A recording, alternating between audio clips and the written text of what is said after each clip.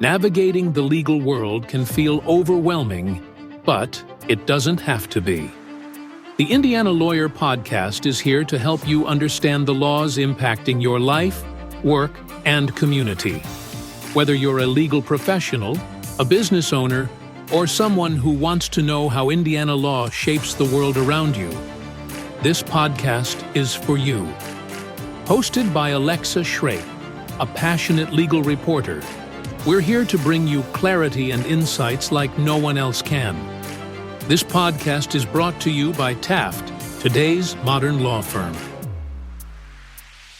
I sat down with Senator Rodney Pol and Representative Chris Jeter to reflect over the long legislative session that just ended in April. A lot happened with cutting courts and looking to address the attorney shortage. But before we get into it, let's hear from our sponsor, Taft.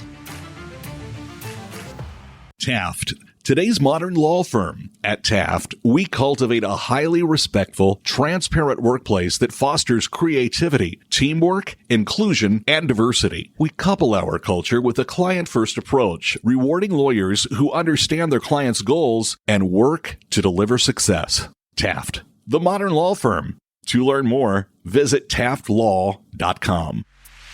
Welcome to the Indiana Lawyer Podcast. I'm your host, Alexa Shrake.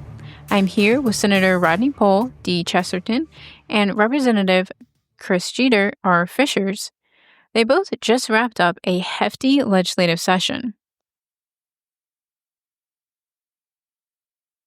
We have a new governor this session, and we had the budget. A lot of things were happening. So I guess we can start with Chris and then to Rodney. How do you both manage practicing as attorneys and then also working as lawmakers? Yeah, thanks for the question, Alexa. It's great to be with you. It's hard. It's really hard. I feel like I've gotten a little bit better at it as time has gone on. I've learned to find every minute and every nook and cranny that I can throughout the day. It's funny, some of my colleagues if you have some downtime, they'll want to go to lunch or go do something. They'll make fun of me because I'm running back to my office to jump on a Zoom or a call or something.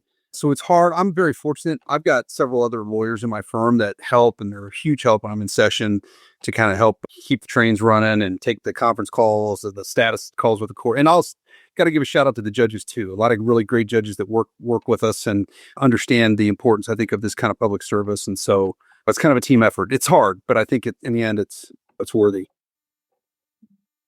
Yeah, I 100% agree with Chris. I think I'm very collaborative by nature, and so like I've always kind of gravitated towards workplaces that had more of a collaborative nature. My first gig was working with the state PD, and there's 40 attorneys. I immediately found mentors that I could always go to for certain things, and the way that they operate, they have different groups that, particularly for young attorneys, they really help bring that along. And I think that was something that always just stuck with me. And so anywhere that I went, even if that didn't exist, I tried to create that. So when I was working as a city attorney for the city of Gary, definitely building a team. And just because as good of an attorney as you are out there, there's always going to be that time where you're overwhelmed or that time where you have personal stuff that's going on. And the stronger you have, I think with the stronger your team is around you, the better off you're going to be. So I'm fortunate enough that I'm working in Maryville with the Lewis Kappas office up there. And it's a great team. They've really kind of helped make sure that we weren't missing anything. But to Chris's point, it is very, very difficult. I think the number one profession in the legislature is retired. And unfortunately, young guys like us, that's not an option. So we're out there grinding, but then also trying to make sure that we're being as best legislators as we can. So that's excellent. So to reflect a little on this past few months that you guys have spent at the State House, what bills stand out to both of you the most from this session? I'll jump on one. I mean, really, like you have your committees and you work on a lot of those bills in committee just because there's so much discussion that's happening there. You're there for when the testimony is happening. You're there when people are maybe bringing up things that you may not have thought of, but then also you work in your own bills. And so, I mean, the most obvious ones, the bills that you authored, because it's definitely 100% on you to make sure that that bill gets across the finish line. If you don't work your bill, it ain't going anywhere. And so I had the Senate Bill 409 for me, which was workplace protections for parents that have kids with IEPs. So I had to work that one a whole lot. I had Representative Bartlett's human trafficking bill that came through judiciary, and it was a sponsor on it. And both of those bills were ones that they ran into kind of unforeseen obstacles. You get certain folks or certain industries that maybe pop up and say, hey, this wasn't on our radar, but this can't go through the way that it is. Otherwise, X, Y, and Z, this is going to be bad for us. So it's all of a sudden there's that crunch at the end of where committees are tying up and there may not be time for it. So you really, really have to put a lot of work into that and sit down with those industries and make sure that, all the stakeholders that's going to affect, that their concerns are met, or at least you meet them halfway. So those two bills in particular, the ones that when I think about this session, I'll think about, well, those are the ones that I had to particularly work on. There's a lot though, like SB1's a big one, the budget, obviously 287. I'm sure Chris has a good number of bills. I mean, being the chair of judiciary, Chris is I'm sure bills that will haunt him for a little while. So yeah, for me, it's Rodney's probably right. There's more bills that haunt me, I feel like, than bills that I like. But there's a few come to mind for me. I mean, I was the House sponsor of House Bill 1006, which was a prosecutor funding bill. Obviously, it ran into sort of the buzzsaw that a lot of our money-related bills did, which was kind of an unfavorable forecast at the end of this in the spring. But I'll tell you that I really feel strongly about that bill. I think there's very few responsibilities, I think, of government that are more important than public safety. I think our prosecutors do a great job. We do have a lawyer shortage in the state, and they're kind of on the front lines. You got counties competing for that talent with other state agencies and private practice. Rodney's a good example. The city couldn't pay him enough to keep him, so they lost him to private practice. But so I feel like we really have an obligation as a state to come along those prosecutors, those counties, and say, hey, listen, we mean it when we say it's public safety is important to us. We're going to come alongside and help you. So I feel strongly about that. I think the work's just beginning with some great conversations around that this year, even though it didn't get done. I also, another one I got to mention, which is funny because when I say this, people kind of go, what? Which is House Bill 1466, which was our big administrative agency bill. Yeah. It gets virtually no attention. Lawyers will appreciate it, but we really have done a lot of work over the last few sessions to sort of overhaul the administrative procedures in the state as it relates to how taxpayers deal with their state government agencies. And I think we've done a really great job making those agencies very taxpayer friendly, very easy to access. The appellate process, very clean and sort of unbiased. And so that'll only get love among the lawyers, but I think that's really some good work that we've done. It's funny, you work through months and months and months on a bill like that, and it gets like 5 minutes in committee and it's gone, and it's like anticlimactic. But so those are just two that stick out to me. We've had a lot. There were a lot of good ones, but those two I think I really personally had a big interest in. Yeah, ditto on 1466. That hit our desk for committee, and Representative Meltzer and Carrasco, I remember just the look on their face when we started asking questions about it, because it was just like, man, this seems like there's a whole lot here. And then whenever there's a whole lot, it's like, what am I missing? What, is there something that I should be asking a question about? And then you sit down and realize the amount of thought and the work that they did in the off season to get that bill. And when we sat down and talked about it, it made perfect sense. Like, I mean, there was things that I'd always kind of wondered about, particularly the administrative side, where it was like, God, there's so much red tape around some of this stuff. And then you kind of see that they kind of just really were really effective with it. And I told them, I go, now I'm just mad because you guys didn't include me in the conversation. I would have loved to have been a part of this bill. Well, I didn't pay too close attention to that bill. I might have to go back and look at it. It's great work. Great work. Yeah, one of the bills I was following was the courts bill, which you both are familiar with, House Bill 1144. And so I know this definitely is the last time we'll see something with this bill, with the reallocation plan. And so I was wondering, Chris, if you could talk a bit on like the future of this and what, if you guys are already having talks, or what you're kind of thinking of for in study committee. Yeah, no, I appreciate you bringing that up. Obviously, it got a lot of attention in the second half of the session, but really it was a reflection for what we felt was sort of this growing hesitancy in the General Assembly to just continue to sort of add new courts whenever counties would come to us every other year. And it was driven a lot by the fiscal folks in both chambers. And it's like, hey, listen, the judiciary can't be above the same sort of fiscal realities that all the other agencies and all the other arms of government are. And so we really engaged. We're very much at the beginning of this process, but it's an effort to really change the way we do business. We're not going to just add courts anymore. We're going to kind of refer to it more as like a court reallocation. Let's look at where do we need them? Where's the population growth coming? Where are the cases being filed? And it's hard, obviously, because no county wants to lose a judge, obviously, but we have to face the reality that we have very different communities. Some are growing, some are not. Some have a lot of cases, some don't. Doesn't mean those judges aren't working hard or not doing great work, but we owe it to the taxpayers to look at both ends, who needs and who maybe can give. And we felt that it was important to really show that we were serious about that and take I would say, a small and measured approach. The courts that we reduced really were judges that were either retiring or there were seats that were empty. And we tried to do it in a humane way, which we will do going forward. But the message, I think, and I think that the Judges Association and the bar, and I think everybody received the message, which is that, hey, we're serious. We got to find a new way to do business here. We got to really be good stewards of taxpayer money. And so I think what you'll see over the next couple of years, starting, I would anticipate this summer, is that you'll see a lot of discussion and meetings around, okay, if this is going to be the way going forward, how do we do that in a responsible way where everybody gets a fair shake and everybody gets an opportunity to get heard, and the numbers are numbers that aren't relying upon somebody deciding what's important and what's not. And so that's going to be the hard work, and I won't engage in that. The Judges Association, I got to give them a lot of credit. They've essentially asked to take the lead on that. They want to take the lead on coming up with that, which I greatly appreciate, and appreciate people like Rodney on the Senate side that were willing to have that conversation. I know it's not a favorable one, but it's an important one, and I'm comfortable that we'll get it right. I think we accomplished the goal, which was to get everybody's attention, and we'll try our best to do. We've made a lot of commitments. We're not going to take anybody away in the middle of their term.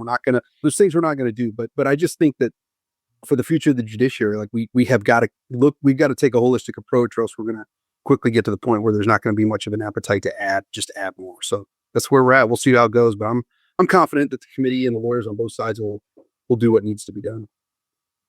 Yeah, I the way I looked at it was, it's like judicial redistricting. I mean, as populations changed, as demand changed, and these were things that were studied beforehand, and it was totally apolitical. It was, I thought, very, very measured. I thought it was very, like, fact of the matter is I mean, we're watching everybody take a haircut, and that the judiciary is unfortunately no different. There's demand in other places. You got to open up courts to meet that demand, and where there's just courts that maybe aren't as busy, and as Chris stated, where you had judges that were retiring, and it was a smooth transition. It takes a lot of work to identify all that. I mean, statewide, you got 92 counties, you got all kinds of circuit courts and superior courts, and you're kind of looking at all these factors, some of which you're not going to find on a spreadsheet. So my hat's off to Chris and Senator Brown. It is a lot of work, and there's a lot of, for being completely apolitical, you have to really demonstrate that. And I think really by the end of it, folks got it. So, I mean, I think there was a little bit of a scare when we got to appropriations, and there were a bunch of courts that just started calling saying, hey, all of a sudden we're getting cut. We didn't get a hearing. And I'm like, oh, hold on. There's a lot of sessions still left. We're going to figure this out. So I think where we ended up was about perfect. I mean, as perfect as it could be, I should say that. I'll tell you this, Alexa, it scared everybody, but it actually kind of worked out great, because then I got to go to the judges and the bar and say, hey, listen, that's just a good signal that you don't want the fiscal people to be making the decisions on where the courts go, because they cut with a deep knife. So we got us some street cred on that. I definitely heard from some of the judges, and they were like, what is happening? They're a little freaked out. And you guys were looking at the weighted caseload management system for this. And so I was wondering how you guys felt. Is this the best system to be looking at? Is it the most accurate, or is that something that you guys will be considering in study committee? I think you'll see us considering other metrics. I thought there were some valid points brought up about the weighted caseload study and the way that the data was entered. Now, I had to remind all the counties, this is the same data we use to give you courts. But I do think that, and that'll be part of the discussion this summer, is, okay, what metrics can we use that are basically not relying upon human input, that are sort of objective measures that we can use to say, okay, filings and population and all this. So I think that'll be the hardest work, is determining what measurements we use, but that will be the goal. Gotcha. And there were a few other bills this session that were addressing the attorney shortage. Some of them were scholarships for public service work, and then some were like city, town judges and attorneys. Did either of you support any of these bills, or have any involvement with them? I mean, yeah, I definitely supported. I can't remember the bill number, what it was. It was Stewart. I think 1049 was it. Sounds about right. That was, I think, Stewart scholarships for public defenders and prosecutors. That's so many folks, particularly like there used to be Valpo Law School up in Northwest Indiana, and so many folks would cut their teeth on the prosecutor's office there and learn really how to grind and learn what a caseload was. And they went on to become great attorneys, both in the criminal and on the civil side. And it was kind of this factory of that. And so the more support we can get for some of these attorneys to go into some of these positions right out, it's almost like a residency for a doctor. You go into one of those positions and you're in the thick of it. I mean, you've got a large caseload, you've got a whole lot of responsibility, and you learn how to work. So I thought it was a fantastic bill.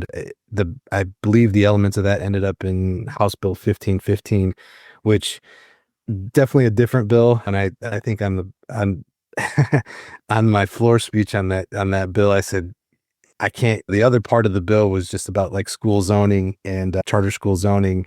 And then you had this great part of it. I'm like, I'm torn on this because one part of this I really don't like. And one part of it, from particularly being a former city attorney that still does municipal work and messing with zoning. But the other side of it, I'm like, this is such a great bill. It's so hard to, when that happens at the end of the session where you're like, you get split on it. But definitely anything that we can do to address the attorney shortage, we absolutely need to, particularly in the state. So yeah. I mean, but Chris, I'm sure there's a couple of bills that you probably come to mind for prosecutors and public defense and just attorneys in general. Yeah, I mean, I think the conversation about 1006 feeds into this, but I really agree with everything Rodney just said. I mean, I'm a big supporter of it as well. Obviously, like everything else, money was a factor this year, but hope we can continue to address that. The Supreme Court, when I spoke to them, they said they thought we were about 450 or so lawyers short in the state, particularly in some of the more rural areas, which was significant for folks. So we'll keep working on that. Hopefully we can find a way to get that over the finish line. Yeah. Are there bills or just anything else, maybe somewhere elsewhere that you guys have ideas in addressing the attorney shortage? I think conceptually one of the things that we kind of have to try to figure out is to get folks from Indiana communities around the state. We got to figure out ways to get them into law school, potentially at an affordable rate, and then figure out a way to provide some sort of loan forgiveness to get them back into their communities. I think because that's the thing is there's a good amount of attorneys down in Indianapolis, and you got your areas where there's a good amount, but like there's those counties that are just absolutely strapped, and they've got maybe one or two shops that are just running everything and are probably bursting at the seams with work. So just figuring out a way that we can get some of these folks to, it's essentially addressing brain drain and going back into those communities where they came from. But I don't know if that's going as deep in far back into it where you're trying to appeal to kids that are in high school still, to where you kind of get them on the track of that track of, all right, well, I'm going to go to college here in the state. I'm going to go to law school here in the state, because as we know, I mean, where you end up going to school is going to be a huge part of where you end up practicing. All of your opportunities are there. Your networking is there. Your internships are there while you're in school. So, I mean, really just making that a focus on Indiana-centric kids to stay here. I mean, that's got to be part of what we're aiming for. Yeah, I think that's well said. I think the concept Rodney just laid out is exactly where we have to go. I don't have any specific bills in mind for that, but I think that's the concept we need to be aiming for. Absolutely. I guess that kind of made me curious. For each of you, how did you end up deciding to study law and then staying here? I'm assuming staying here in Indiana. Chris, you want to go first? Sure. So I was born and raised here, and then I went away to college, went away to law school, went into the Navy. I was a JAG, active duty JAG for 7 years, saw the world. I was stationed in Europe, Africa, Southwest Asia, West Coast, East Coast. And I came back because I thought Indiana was the best place to raise a family and put kids in school and start a business. And so I saw the world and came back. So that's my story, which I guess is a good Indiana story. And as far as law school, I was really bad at math. So there weren't many options left for me. I toyed with a lot of different stuff in college, didn't really know what I wanted to do, did really well on the LSAT, and we really enjoyed some pre-law classes. So I decided to focus in on that. And it was a good decision. I think it served me well, particularly in the General Assembly. I think learn how to think like a lawyer and read statutes is gives us a leg up, I think. So it's been a really good ride. I don't regret any of it. I see. I should have gone first. Chris had a way cooler story than me. I grew up in Northwest Indiana. I went to school in Bloomington. Actually, I started school in Northwest Indiana, then transferred down to Bloomington. I applied to go to school out on the West Coast or on the East Coast, and was like thinking, all right, well, I'm going to get out of here. But, I went down to Bloomington and just kind of fell in love with the campus and said, all right, well, you know what? I'll stick around here. Then it became, all right, well, I'm going to go to law school. So I took a year off. All my friends were in the trades. So I was an electrician and I was a carpenter and just started saving up money that way. And was kind of like, all right, well, where am I going to go? So I had a buddy that had just graduated law school and was out in Denver. And I was like, man, I would love to go out West. And so I started applying to schools out that way. And then I started thinking about schools back out on the East Coast again. And he asked me, he goes, I went to school out here in Denver and it's because I wanted to be out here. And he said, well, where do you want to end up? And I was like, well, I could end up really anywhere. That kind of world is my oyster type of thing. And he's like, well, really, when you think about it, where do you want to end up? And I was like, I'd love to stick around Indiana, actually. And I really thought about it. And he goes, then go to Indy. He's like, go to, it wasn't McKinney at the time. It was Indianapolis, Purdue University, School of Law, Indianapolis. It's this long, long name that when you would scroll down, you would see it because it was the longest name of a school that's ever existed. But either way, it was the best advice I ever got because that was where every law firm was, and that was where every state agency was, and that was where the State House was. And so I did an internship at the State House. I don't think there's any way that I would be sitting in this seat as a senator right now had I not done some of those internships and not networked in the way that law school really kind of prepared me. And really took advantage of the fact that, yeah, your grades really matter, sure, but like those internships and those experiences and those connections that you make really open the doors that are much more lasting. That's why everybody says maybe your first job is going to look at your transcript, and then after that, everyone's going to go, okay, how can you work, and who knows what your work looks like, and who can I talk to about it? So for me, that was kind of my path, is sticking around Indiana, and it ended up working out really, really well. I came into the practice probably one of the worst times too. I graduated in 2010, and I mean, there was nothing available. And I think had it not been for the fact that I had so much experience and Indiana centric experience, that would have been a lot tougher for me. Interesting. So you're from Northwest Indiana, Rodney, and you had mentioned Valparaiso Law School previous in our conversation. I was just kind of wondering, so Representative Earl Harris, he had authored this bill to create a study committee on creating a law school in Northwest Indiana. I think he was looking at IU, and the bill didn't make it into the second half of the session, but I wasn't sure if, you had spoken with them or either of you have on that bill. Oh, we've been us in Northwest Indiana, Earl and all the legislators, Lonnie, Charbonneau, and then all the deans and the chancellors up there have been talking about bringing a law school back as soon as Valpo closed, because we knew how detrimental that was going to be. And it was pretty immediate. I mean, all of the public sector, the prosecutors' offices, the public defenders' offices, they lost their farm of good attorneys. And so that had a lasting impact that then went into the private sector. And then on top of that, I mean, really, like, just from an economic standpoint, just economic development standpoint, now all of a sudden it's almost like you lose credibility as a community because you had a law school, but now you don't. And then you're also losing people that were coming from all over the world and practicing law, here in Northwest Indiana. And so, and they would stay here. They'd plant their roots here. And then all of a sudden you just kind of had this young professional farm, and maybe everybody didn't necessarily leave or practice law, but it's something that really we felt the impact immediately. And so I very much supported Earl's bill. I actually filed Senate Resolution 63, which was it was a resolution. We just were urging the state and the private universities to work to essentially bring back a law school to Northwest Indiana. And I also asked for a summer study committee as well on that as well. So it's a conversation that we can't let die, because I mean, it really is, it's something that has just really impacted us in a really negative way. So yeah. I mean, there's a lot to work to do there, but there's a lot of interest as well. So. Chris, do you have anything to add on that? No, I'm very supportive. I also think losing that law school was a really big hit. I think it's resulted in a lot of the shortages that we're seeing now. And like Rodney mentioned, just having a law school open, just the talent that just kind of funnels through from all over the country, all over the world, really losing out on that has just not been good for the state. And I'm very optimistic, just in some conversations I've had with some of the leaders at different private universities and public universities, that there is an opportunity for another one to come. And so I'll definitely support that in any way I can. My last question on just bills. Do either of you have a bill that you're just like really proud of that you saw get passed this session? Either one that you worked on or you saw somebody else work on?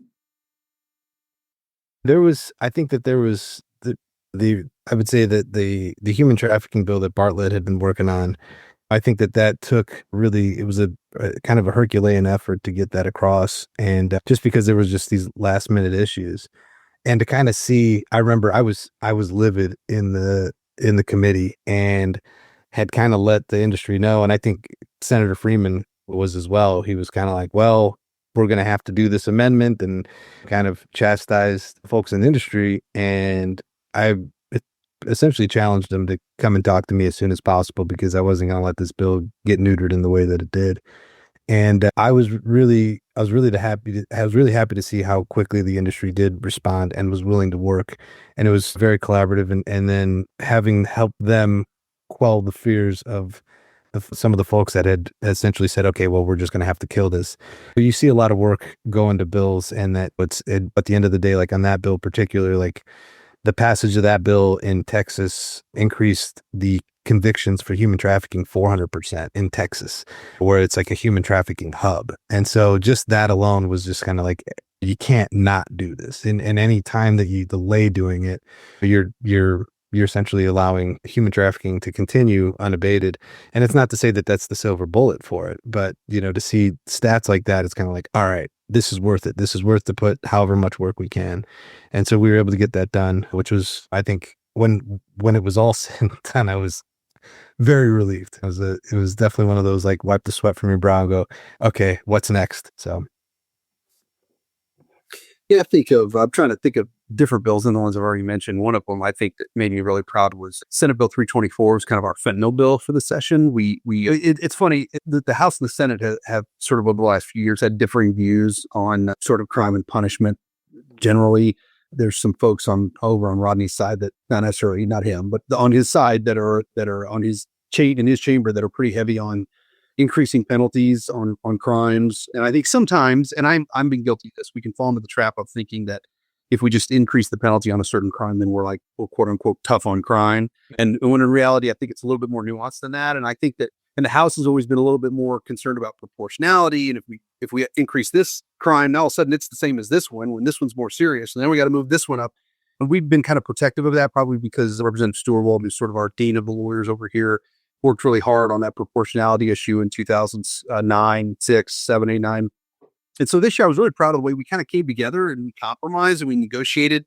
And I thought we got a really good bill that made incremental increases in the gram levels for fentanyl substances, and also included a mitigator for people that are actively in treatment, which I think is sort of like a holistic approach to the fentanyl problem, instead of just kind of taking the easy route, like, hey, increase penalties. And then we also added some bail language that was specifically directed at violent offenders and repeat violent offenders, that they had to actually see a judge before they could make bail. And and not everybody got what they want on that, obviously, which is why I think it's a really good bill. And I think it was us finally, for once, taking sort of a kind of a look under the hood approach to this and really thinking through some of the issues and not just slapping big penalties on it. So I was proud of the way that we all negotiated that bill. So that's a great example. I think the process working the way it should. There are times where I'm like, God, I wish I was over in the House, because you're absolutely right. I mean, it's funny because it's definitely, you see it. It's not a political thing, but it's definitely just kind of it's philosophical. Or how likely do you think it is that somebody's not going to commit a crime because they know that this crime has recently been enhanced from a level 3 to a level 2, and to me, it's like, no, they're not paying attention to that. Like they're going to pay attention to how many police are out on the street, what's the likelihood I'm going to get caught. And so I'm really thankful that you got Jeter and Stewart and these folks on the other side, and Meltzer and these folks that are over in the House that have that approach, because I He's absolutely right. Stewart 1006 he worked on that from like 2006 to 2013. That bill had so much work to kind of just really resize that kind of an out of control at the time Indiana code as far as penalties and enhancements and this kind of monster that I think at this point now it's just trying to make sure we don't end up having to do another 1006, not his 1006, but 1006 from 2013 all over again. So I'm very thankful for their work and their approach on that. And yeah, I mean, most of the time we probably parrot each other from, if you listen to the corrections on our side and criminal courts on theirs, you're going to hear a lot of the same points being made. Yeah. Well, excellent. So even though session is over now, I'm sure neither of you are really relaxing. What is sort of next? Because I feel like some people kind of are just here, session's over, the lawmakers are done, but I'm sure that's not true at all. I'll go first this time. I let Chris go first last time. He said something way cooler than I did. Practice. I mean, it's back to practicing law. I mean, I jumped right back into it the day that session ended as far as cases that had been really just kind of put on hold temporarily as far as really digging into them. So that's been a huge part of it. But then I got 2 growing daughters that I was missed so much while we were in session because I'm down here, so I don't get to go just back home after session's over for the night. I got to wait Sunday to Thursday and then go home Thursday night and hopefully see them. So yeah, I mean, trying to catch up on that time, but then staying engaged. I've been doing like a lot of town halls and doing like I'm doing like walking town halls and going out on the weekends and going door to door just to talk to folks to see really what's going on in the community. That always ends up being a big part of it. So you never really end up, they tell you you're a part-time legislature, but you're really not. There's always issues that come up and folks, some people know when you're in session, some people have no clue, but when they need something, they're going to call you and you got to be there to answer the call and help out. So yeah, it's just time management and trying to live life. Yeah, a lot of the same for me. I got 3 kids under 10, so I feel like I got a lot of making up time to do when session's over, even though I live close enough to be able to drive home, but still a lot of late nights and being preoccupied. Obviously, focusing on my practice, getting caught back up, giving my partners and my lawyers in my office a little rest from all the work that they've had to do to keep things floating. Last year, I came up with sort of a rule that I really enjoy. I did it last year. I'm doing it again this year, which is that for the first month after we end, I really don't do anything State House related. I'm making an exception, Alexa, for you, only because you have Rodney Pol on, who I really enjoy. But for the most part, I say no to anything. And I'm not talking about stuff in the district. Like I love going to the festivals and all the things we do in the district, but State House stuff. I try not to think about bills or go downtown or anything. So I'm in the middle of that period and I'm really enjoying it. So in June or July, I might start popping my head up thinking about, what's next year look like or what things are we studying. But for now, I'm just trying to enjoy this weather turning nice and the kids running around and being thankful that I have a job other than being down at the concrete jungle every day of the year. Absolutely. Well, that sounds very healthy. That's good. Got to have some balance to survive. I'll tell you. At the end of it, you want to strangle people, so you really got to get away. Yeah, well, that's fair.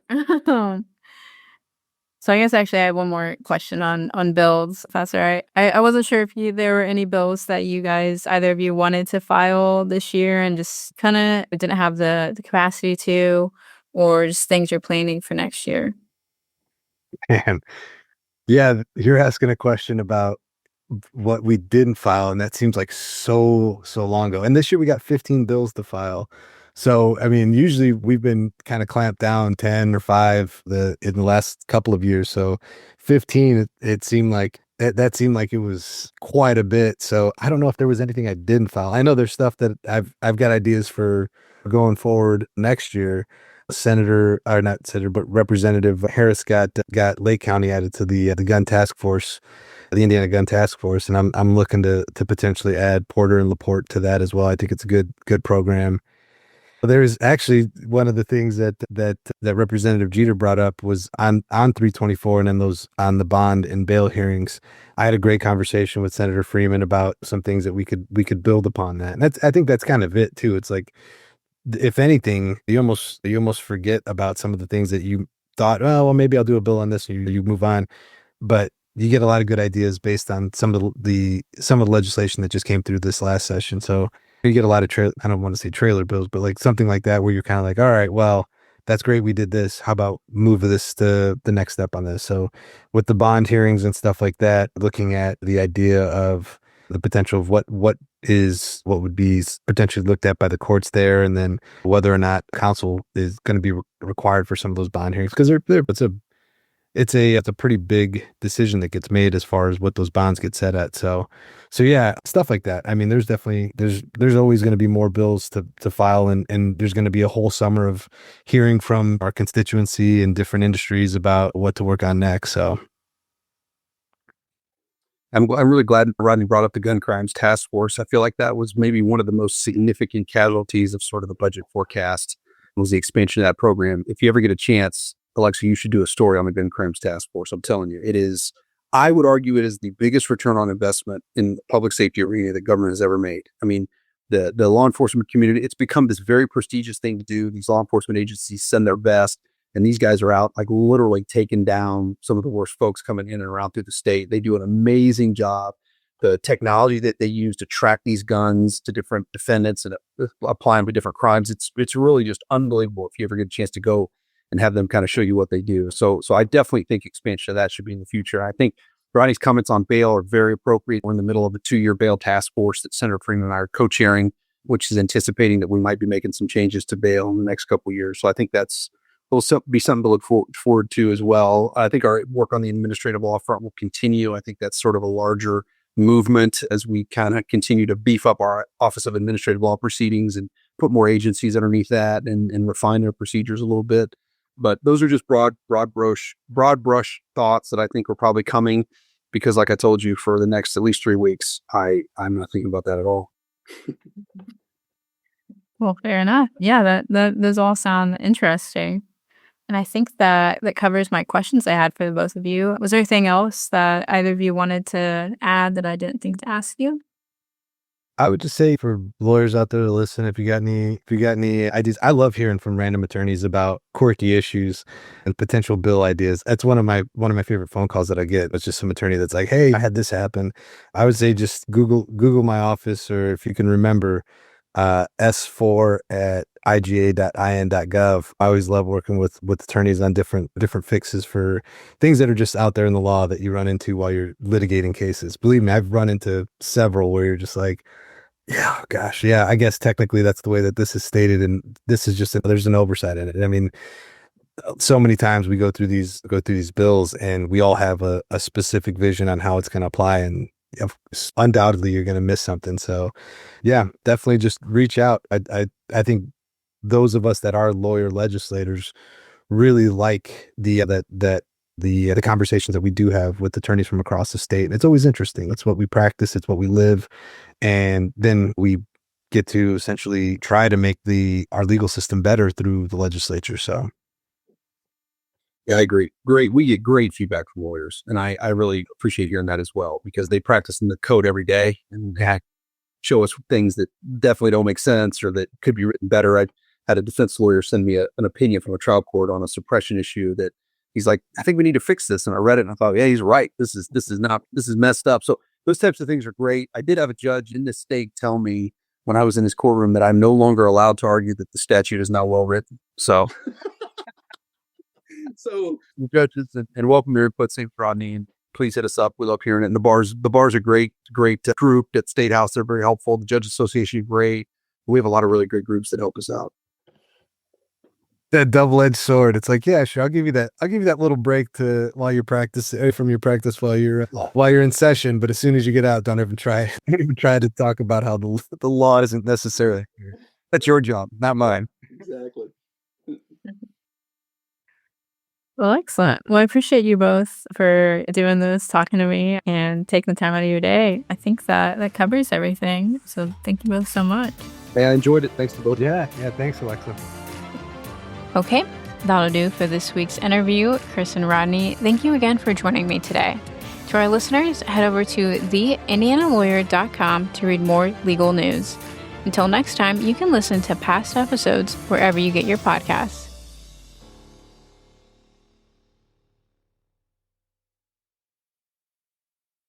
Get ready for full throttle coverage as we shift into high gear for Business at the Brickyard, presented by LiUNA with support from the City of Westfield and Daniel's Family Vineyard and Winery. We're giving you the inside track on the powerful connection between motorsports and the Indiana economy. Join us at the Indianapolis Motor Speedway for exclusive interviews, behind-the-scenes access, and the stories that drive the business of motorsports. So buckle up and join us for Emmy Award-winning Business at the Brickyard coverage all month long.